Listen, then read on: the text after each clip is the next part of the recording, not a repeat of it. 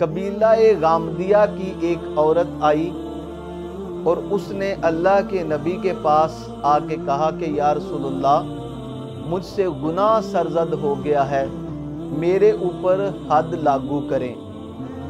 اللہ کے نبی نے فرمایا کہ تیرے پاس کیا دلیل ہے؟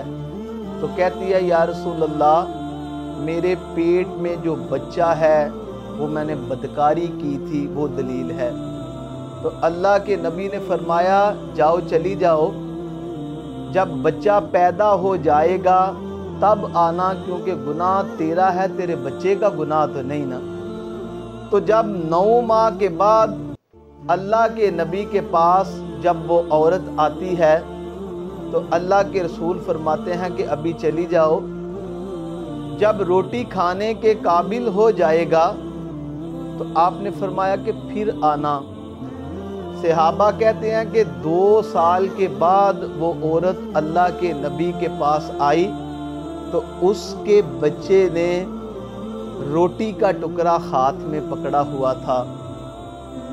تو اللہ کے نبی نے ایک صحابی کی ڈیوٹی لگائی کہ بچے کی پرورش تم نے کرنی ہے، اور صحابہ کو کہا کہ اس عورت کو سنسار کر دو۔ یاد رہے کہ اسلام کے اندر شادی شدہ ہونے کے باوجود اگر کوئی زنا کرتا ہے تو اسلام نے اس کی جو سزا مقرر کی ہے وہ سنسار ہے، اسے مار دیا جائے، قتل کر دیا جائے۔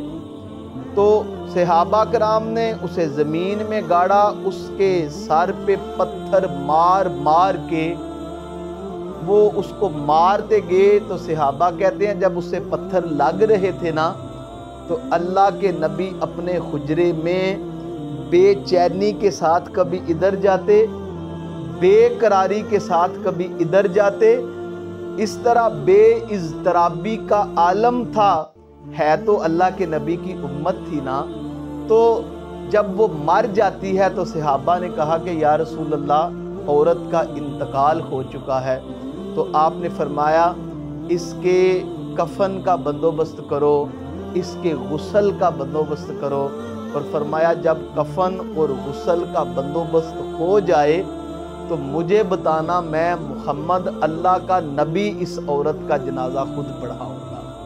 تو جب آپ نے جنازہ پڑھایا، حضرت انس بن مالک رضی اللہ تعالی عنہ فرماتے ہیں جتنا ٹائم اونٹ کے ذبح کرنے میں، اس کی کھال اتارنے میں اور اس کے گوشت کر کے تقسیم کرنے میں جتنا ٹائم لگتا ہے، اللہ کے نبی اتنی دیر تک اس عورت کی قبر پہ دعائیں کرتے رہے ہیں۔